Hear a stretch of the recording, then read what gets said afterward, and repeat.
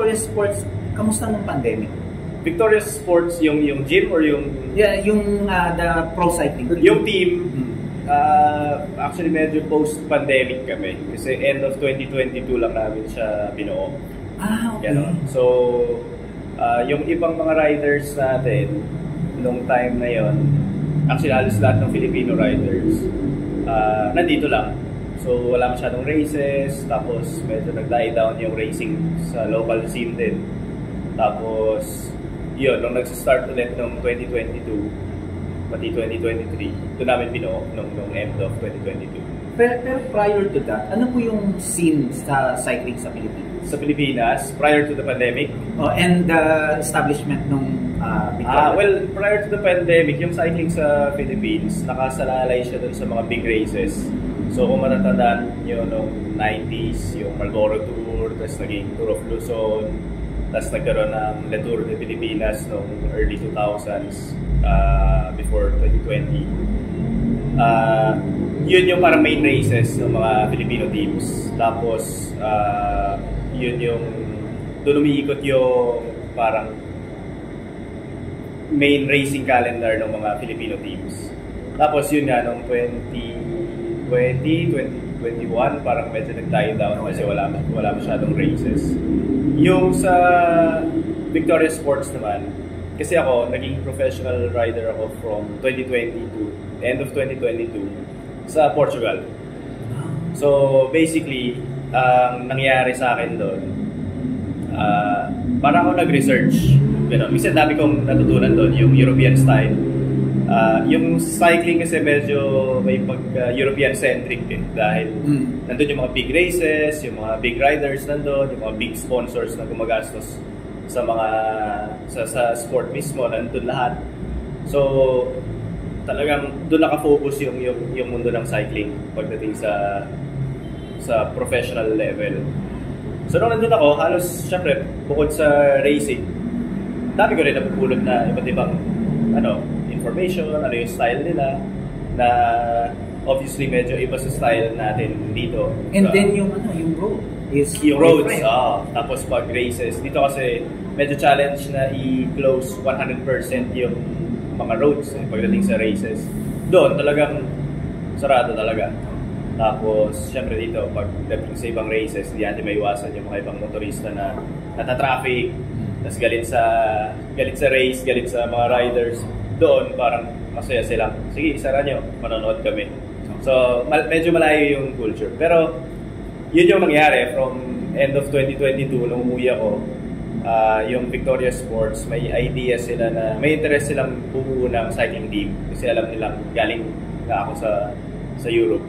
Tapos dala ko yung collection ng mga impormasyon na galing Europe. Pati yung sistema, yung kung paano mag-training, anong klaseng pagkaka-organize dun sa team, pag-organize ng race calendar. So, nung binuo namin siya for 2023, hindi naman siya perfect agad, pero at least parang nagkaroon kami ng proof of concept na okay, kaya natin, kaya ng mga Pilipino. Ang problema lang, hindi tayo masyado na-expose. Wala tayo masyadong bridges na para makarating tayo dun sa ganong level. So yung first year, halos 80% ng calendar namin, European races. Although hindi ganun karami, parang 10 races lang kami ng year na yun. Tapos 2024, medyo nag-adjust kami. Maraming riders yung napalitan. Sa staff din, may mga, kasi importante din yung management dun sa team. Tapos yun, last year, around 25 races, abroad lahat yon. Tapos locally, siguro may 8 or 9 races kami ginawa. Tapos 15 riders. So talagang medyo busy na. Mas marami yung outside na tours. Mas marami. Yung mga races kasi namin, mainly, nakafocus kami dun sa UCI races.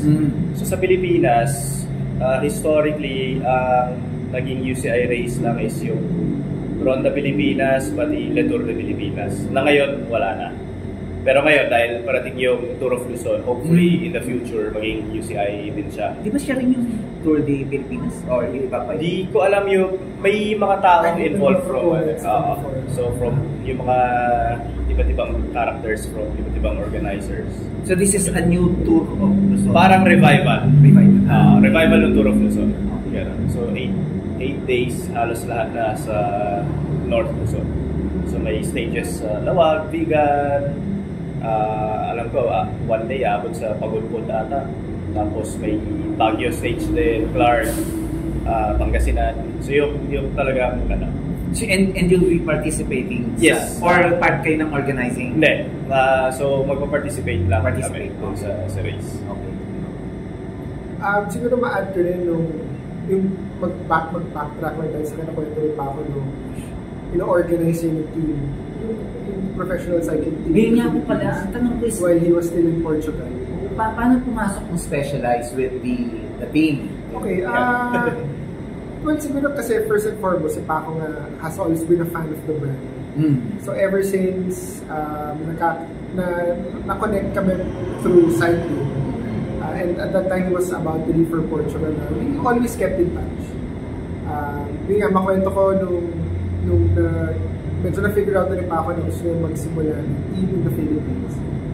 We'd always talk over Zoom. So nagkakwento kami over Zoom, nag-exchange ng notes, sinishare yung vision niya, and yung mission niya, and yung objective niya kung bakit niya gusto magtayo ng team dito. Which I think was very, very valuable. Kasi yung main objective niya was really for the vision of uplifting the cycling culture and the level of cycling in the Philippines to pave way for the younger ones.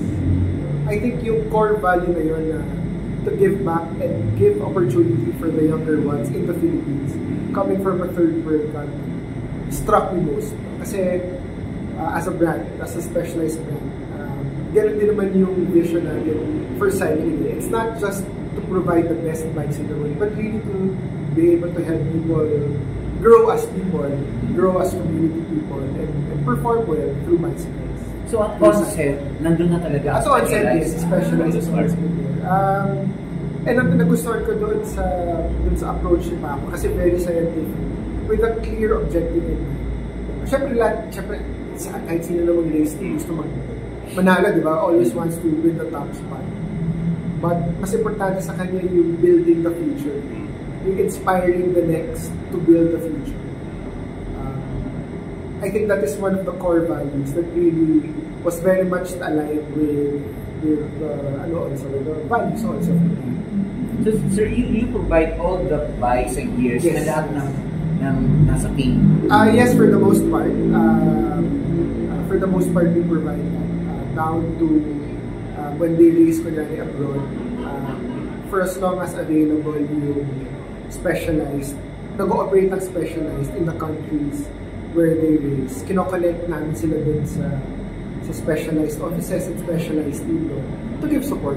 Hindi naman, I'm not saying na sobrang big support na ginawa, but at least alam lang nila na mayroong backing just in case may kailangan na tulong or may kailangan na assistance from these different countries. So you bike din ba? Yes, but not at the level. At not at their level. Kung nag-race din kayo. Basta ako cheerleader. I try to be healthy. Pero nowhere, very far from where they are, definitely. Nakakatuwa, kasi nga, actually kahapon, nagka-chance kami magkwentuhan with the team. Kausap ko kasi naman may a big part of the group, or I think 30% of the riders are foreign nationals. Nakakatuwa kasi nagkwentuhan kami kahapon, nakausap ko 4 or 5 of them. Nakikita nila na yung mga Filipino teammates nila, nakikita nila yung effort, as in twice as much effort as how they put their effort in training. And for them, fulfilling it, of course, not just them being able to participate in a very organized and prestigious team, but nakikita rin nila yung fulfillment nila in inspiring and motivating the locals na Filipinos. Case in point, meron silang sinasabi siyang rider, si Ian is one of the originals. Nung na-meet ko siya 2-3 years ago, parang batang-bata pa. So sinasabi ng isang rider kahapon na yun si Ian, kahit hindi siya nanalo, but pwesto siya. No? He's always part of the top 10, top 15. Iba daw yung glow sa mukha, iba daw yung satisfaction ng goal. Which I think checks the objective of the team and checks the objective of why Paco built the team. Kasi yung pag umuwi sa Pilipinas yun, si Ian, makakwento niya sa mga kaibigan si Krista. May mga bata si Krista na yun, mag-aspire diba, to be better, diba, to have the opportunity to maybe sometime in the future be able to join the Victoria Sports Team. Yun yung, I think for me, yun ang biggest win. Of course, bonus na ako mag-first place, bonus na ako mag-podium finish. But being able to inspire the young ones, being able to give back to the young ones who really work hard but just don't have any opportunity to get exposed. It's a big win for us. Ayun nga, so, sir, how do the team scout yung talents, local talents? So yan, medyo marami kaming ways nung umpisa para makakuha ng riders. Pero from the first year, actually, naging approach lang namin. Sino yung available na gusto. Kasi at the time, syempre walang mapapakita yung team. So these are pros muna. So mga professionals na wala naman kaming mapapakita na ito na yung project, sali kayo. So medyo wala pang bargaining chip yung team. Pero so yun, nakakuha kami. So medyo hit and miss dun sa iba. Kasi ang na-figure out namin from the first year, pati from last year, medyo ang focus talaga namin sa pagpili nandun sa attitude ng rider. Kasi physically, maraming ways, scientifically training, kaya mong i-improve yung physical performance ng isang rider. And halos lahat naman ng pinagpipilian, may certain level of talent, skill, malalakas na talaga yung mga yun. Pero yung mas importante sa amin is yung attitude nila, yung personality. Kasi dadalhin mo sila 3 months at a time sa Europe eh. So for the training? For the training and racing. Kasi pag nagsimula yung racing block sa Europe, halos every week may race ka. So talagang tuloy-tuloy yun. Tapos syempre, yung visa 3 months, mahirap mag-apply ulit. Tapos yung budget, hindi naman pwedeng pagka-race uwi, tapos balik ulit. So, pag pumunta ka ng Europe, most likely mag-stay ka na doon 2 to 3 months para tuloy-tuloy yung training pati racing. So, medyo mahirap i-manage yun kung hindi handa yung rider na homesick, mamiss yung pamilya, tapos karamihan sa kanila first time lalabas ng bansa, tapos gano'ng katagal, tapos iba yung language, iba yung pagkain, iba yung mga tao. So, ang laking culture shock. Pero may mga riders talaga na pagdating dun sa attitude, ang focus nila, gusto ko maging mas magaling na rider. So, regardless kung ano yung kailangan na i-overcome na challenge, nandun sila. So, kaya yan yung set ng riders na napili natin. So, medyo maraming ways para mamili. Pero ang nagiging parang pinaka-reliable naming way is talagang ipagsak mo sila doon sa talagang sige, tingnan natin. Kasi yung iba naman, in fairness naman din sa kanila, minsan gusto lang nilang mag-bike pero at a professional level, baka hindi yun yung type nila. Pero so far, dun sa mga riders natin, lalo this year, parang nandun naman sila sa gusto nating mental state. Tsaka tremendous ang mental pressure sa mga riders. Not just because mahaba ang races, inabot na 3-4 hours ang races, but because of the amount of training and amount of racing na sunod-sunod na ginagawa. Physically kasi pwede ka mag-recover, pero yung mental fatigue, hindi masusukat yun eh. Kaya yun din ang, I think, mas malayo ka pa. Malayo ka pa. May factor pa na homesick, may factor pa na a lot of things. So yun yung I think yun yung way talaga para mag-sharpen sila mag-sharpen sila ng riders. Kasi sabi ko nga rin sa kanila, so kami, sila, dahil sa visa, may limitations na 3 months, ganyan. Yun lang yung stay. Pero sabi ko sa kanila, kunwari, best case scenario, may isa sa mga big teams sa buong mundo mag-offer ng contract sa kanila. Yung stay nun, minimum stay sa Europe ng mga ganong teams, 10 to 11 months. So, ibig sabihin, yung 3 months na to, walang binutbat yan dun sa 10 to 11 months or buong taong ka nandun para gawin yung trabaho ng pagbabike lang. So, kailangan, kahit ano mangyari, handa kayo doon kasi ang pinagtatrabahuhan natin, magkaroon isa sa atin ng ganong opportunity na makuha ng isang malaking team or makapasok sa mga malalaking races by way of yung big teams. So, unfortunately, yun yung situation para sa mga Pilipino dahil wala tayo sa Europe eh. So, meron na bang mga nakatawid dun sa... So far, wala pa. So, ang pinakamalapit natin in the past, si Junray Navarra. So, ngayon, rider siya for Standard Insurance. Umabot siya sa level na nandun siya sa developmental team ng isang World Tour team. Pero, I think for 1 year, hindi ko alam kung ano nangyari. Pero, so far, kasi Pero galing siyang BSBs? Galing siyang LBC ata. Ano na to, mga 6-7 years ago na. Okay. So, I think sa this ngayon. Is before the time. Before. So, sa atin, dahil mas exposed yung team sa Europe, yung connections ng team within Europe, lumalaki rin. Tapos, mas nakikilala nila. Tapos nakikita nila na, okay, yung mga Pilipino, may potential. So, ang problema kasi, kunwari, yung mayroon kang Spanish team na gusto nila mag-develop ng talents. Siyempre, dahil Spanish team din sila, may Spanish sponsors, ang gusto lang makita na mag-excel, yung Spanish riders. So, kung kunwari, above 23 ka na, tas di ka Espanyol, medyo mahirap makuha para i-develop ng isang Spanish team or French team or Italian team. So, yung nakita kong way din doon talaga para magkaroon ng stock yung mga Pilipino sa European cycling. Kailangan mo ng sariling team na may sarili kayong sistema para i-develop yung sarili nyong riders. Para eventually, maging good enough sila para makuha ng ibang teams just by being good riders. So yun yung idea. So this is not merely parang it's Philippines and then battling out with other countries. Hindi ganun yung sistema sa cycling, tama? Hindi naman. So normally parang trade teams. So ang kagandahan naman sa cycling, so parang kung in terms of basketball, di ba, may NBA. So yun yung parang top level, yung World Tour sa cycling. Tapos yung susunod na level doon is yung Pro Continental level. Yun yung parang D-League.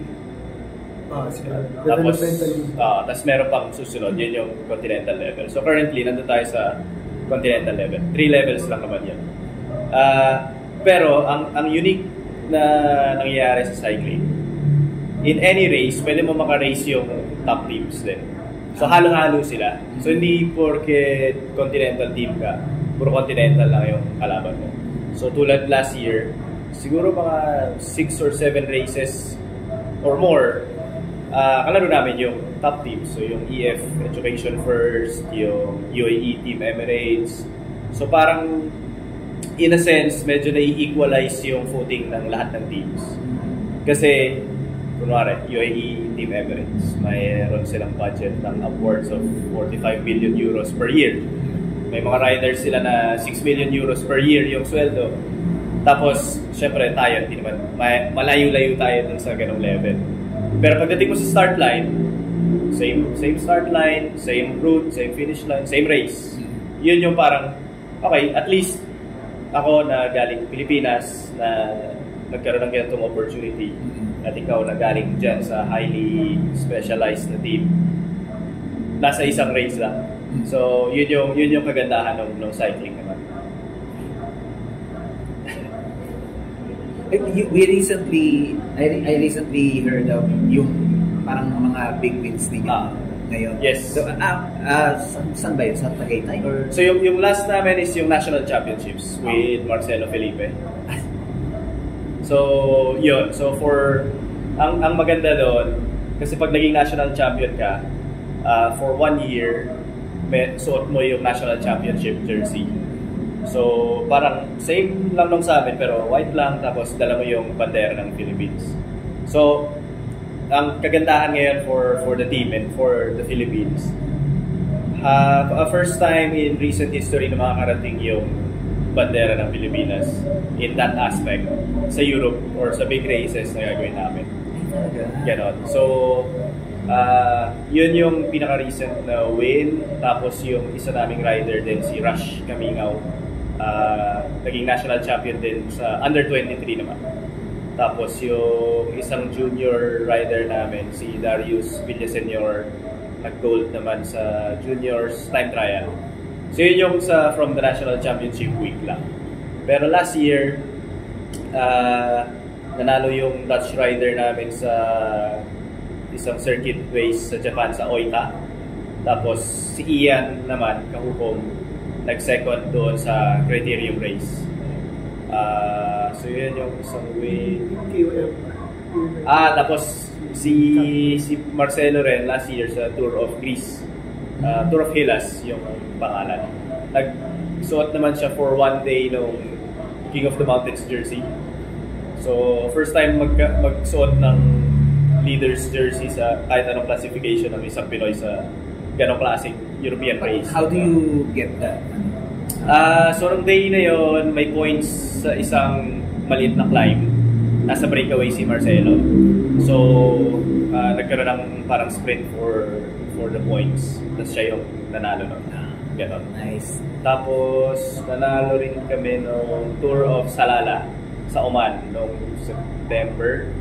Si ano naman yun, yung Brazilian rider namin, si Nicolas Sessler. This year, saan tayo pupunta? This year, medyo busy. So, this weekend, aalis yung iba. So, 5 riders yun sa papuntang Tour of Taiwan. So, 14 na or 15 or 16 nata yung start. Tapos yung iba naman, March 30, Slovenia. Tapos for first week of April, Turkey. Tapos Greece. Tapos yung Tour of Luzon, end of April. Tapos may Poland, Lithuania, Estonia. Alam ko sa Hungary din, meron isa. Spain, Spanish races, meron din. Romania. Tapos, marami. Tapos ano na, Asia. So, ang expect namin sa Asia is sa July meron sa Tokyo na 1-day race. Tapos may 2 races pa sa Japan sa October. China meron din. So yun yung sa Tibet. Tapos may mga ibang malalaking races na gusto rin namin masalihan.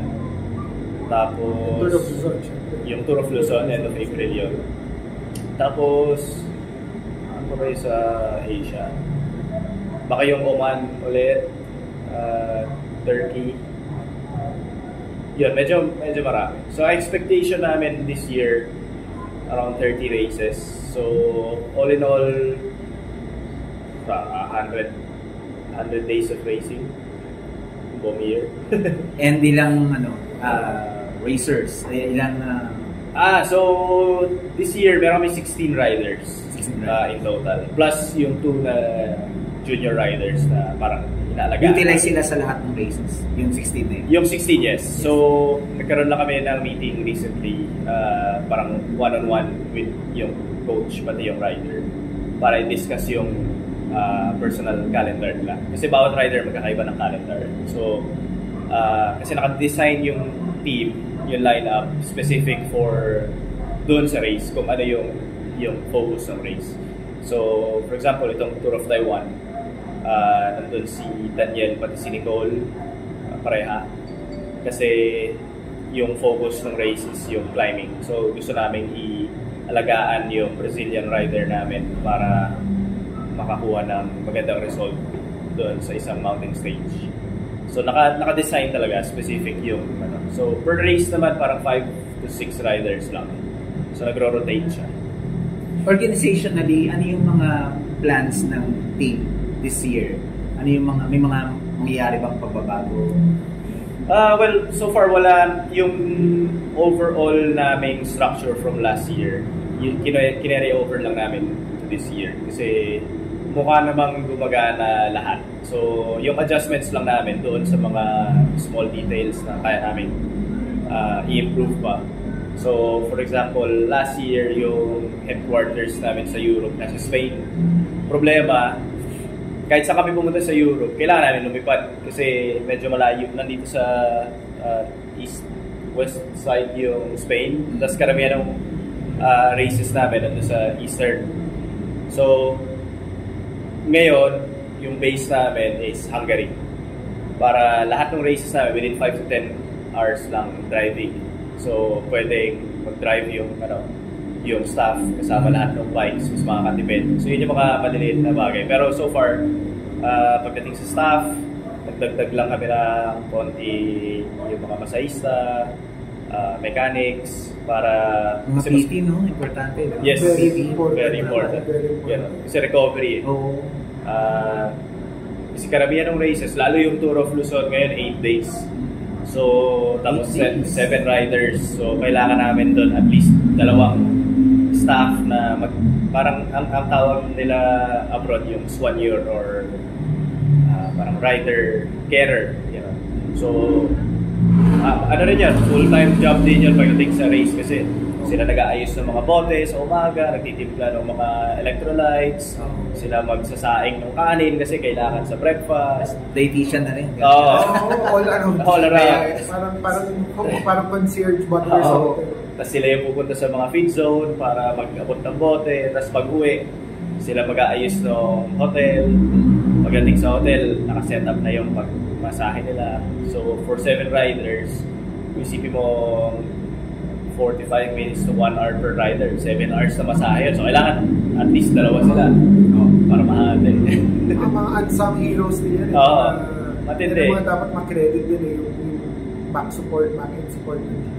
Grabe rin. No? Not just them, pati yung mga gumagawa ng plano ng logistics.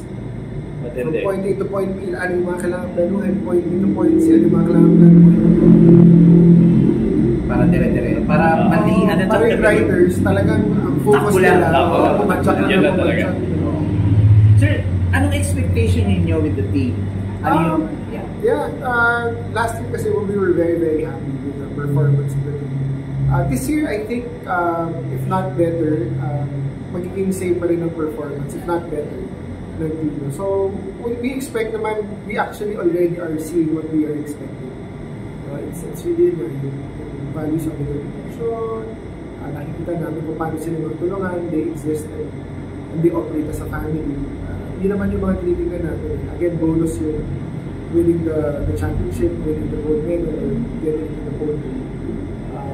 So yung performance last year was more than enough. And I think naman kaya pa rin nilang match this. Sir, yung partnership ninyo with Victoria Sports Pro Cycling, is this parang you renew this every year or meron kayong arrangement na ganun ang set? And ano po yung mga tanong ko lang kung ano yung mga klase ng bikes na okay, of course. gamit nila ngayon. Okay, ang gamit nila is the latest and fastest road bike of Specialized globally. It's called S-Works Tarmac SL8. So this is the 8th iteration of the model, of the Tarmac model. So ito yung best and latest and greatest bike of Specialized. Carbon? Yes, it's full carbon yun. Highest level of stiffness. Tapos yung design niya is based on tens of thousands of geometric fits na ginagawa ng Specialized. So talagang meant siya for racing. And ang agreement naman namin with the team, with Papa and Victoria Sports, is that every time may bagong technology, or may bagong bike na lalabas, dapat ina-adapt na ng Victoria Sports just to keep them staying competitive. Lalo na kasi they compete in the world or in global international races.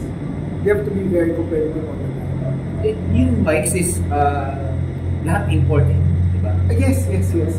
And then you customize it for We customize in the sense na yung sizes are true to the size of the rider. Kasi iba-iba rin ang bike sizes, iba-iba yung size ng bike frames. Kasi depende sa height ng rider, depende sa body geometry ng rider, yun yung ina-assign ng bike na pako. Can you give us a figure on how much these bikes, yung ginagamit nila, mga ginagamit, o ginamit ni Marcelo. Tama ba? Kung ginamit ba ni Marcelo? SRP. SRP. The prices of the bikes are actually available online. But okay, just to give you an idea, an S-Works Tarmac SL8 bike, full bike with wheels, etc. will cost about mga 800,000. So these are machines meant to perform. Yes. Pero malaki talaga ang difference if you ride one model to the other. But lalo na at their level, ramdam nila yung difference. A slight difference lang in stiffness. Kung gaano katikas yung frame, ramdam na nila yun. Kasi kung ang frame, habang pumapadyak ka nag-flex, nawawala ng power. Imbes na yung padyak mo, nako-convert to forward motion, nauubos dun sa flex ng frame. So kung stiff na stiff yung frame, lahat ng padyak mo, tinutulak ang forward. So those small details, pati yung angle ng geometry ng bike, lahat yun spell a big difference at their level at the top. That's why it's very expensive. That's why it's very pricey. Pero alam ko naman yung actually yung figures na ng mga ganyang klaseng bike. Pero sir, how about yung yung local, paano how do I put it? Yung marketing point of view, gaano kadami yung mga Pilipino na bumibili ng ganong klaseng bike, yung talagang pang race, pero hindi naman sila race. Hindi ko lang masabi kasi walang market study on how many own the types of bikes that Victoria Sports use. Wala lang kaming market study, wala lang metrics available. But I'd say a lot of the fans of the brand aspire to one day be able to afford, one day be able to use a bike similar to what they use. Ano naman I think doable naman kasi in any type of sport or hobby for that matter, kahit medyo above the price range of what you want, kung talagang gusto mo, ginagawa ng paraan. Similar to any other hobby. Say for example, basketball. Ang mga rubber shoes ng basketball hindi na rin mura, diba? Maabot na rin upwards of 10,000 pesos. So, kahit average player ka lang, para lang ma-experience mo yung ganda and sarap yung performance na mas expensive yung pag-iipunan mo. Similar to bicycles ganun. Kasi iba talaga ang experience, iba talaga yung ride experience. For those top tier, those higher level bicycle models. Tsaka when it comes to bike naman, hindi yung price ang importante. Ano yung meron dun sa bike mismo na gagawin? Tsaka yung, ang napansin ko more and more, I think globally, but specifically in the Philippines, yung mga bumibili ng bicycles ngayon, nang hinahanap yung experience nila. Yung hinahanap yung anong performance yung makukuha nila out of buying a certain product. I'm not saying specialized lang meron kasi other brands can also give or provide a certain level of rider experience. But yun nga, going back to your question kanina, a lot of our customers will really aspire to one day be able to ride the S-Works model. Ayun. Thank you so much. Thank you, sir. Thank you for Maraming salamat. I hope we made sense. Thank you. I hope we made sense.